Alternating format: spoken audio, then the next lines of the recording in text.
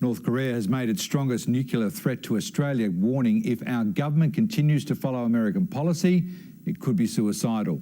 The rogue nation's comments come as the US Vice President Mike Pence set politics aside on his tour down under, leaving our Foreign Minister to hit back. Snipers keeping watch as US Vice President Mike Pence is given the VIP treatment in Sydney.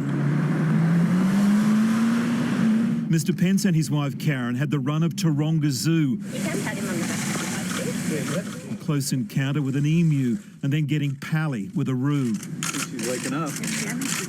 But it's the closeness of Australia's relationship with the US that ignited a furious response from North Korea. The statement came from a foreign ministry official with the DPRK, the Democratic People's Republic of Korea. If Australia persists in following the US moves to isolate and stifle the DPRK and remains a shock brigade of the US master, this will be a suicidal act of coming within the range of the nuclear strike of the strategic force of the DPRK. Triggering the threat, these remarks by Foreign Minister Julie Bishop. In response to North Korea's actions, will support cooperative efforts to convince the regime that it should abandon its nuclear and ballistic missiles programs, and that includes sanctions. North Korea singled out Ms Bishop in the statement. The Australian Foreign Minister had better think twice about the consequences to be entailed by her reckless tongue-lashing before flattering the US. Julie Bishop couldn't respond in person, but her office released a statement. North Korea's threats of nuclear strikes against other nations further underlines the need for the regime to abandon its illegal nuclear weapons and ballistic missile programs. These present a grave threat to its neighbours and, if left unchecked, to the broader region, including Australia. No response to the North Korean outburst from Vice President Pence as he took to the harbour on board the cruiser Enigma, a name which pretty much sums up the North Korean leader, Kim Jong-un. He wants Australia to back off, and this is a direct threat from a fellow who's threatened the United States and his friends and allies in the region, so I think they have to take it seriously.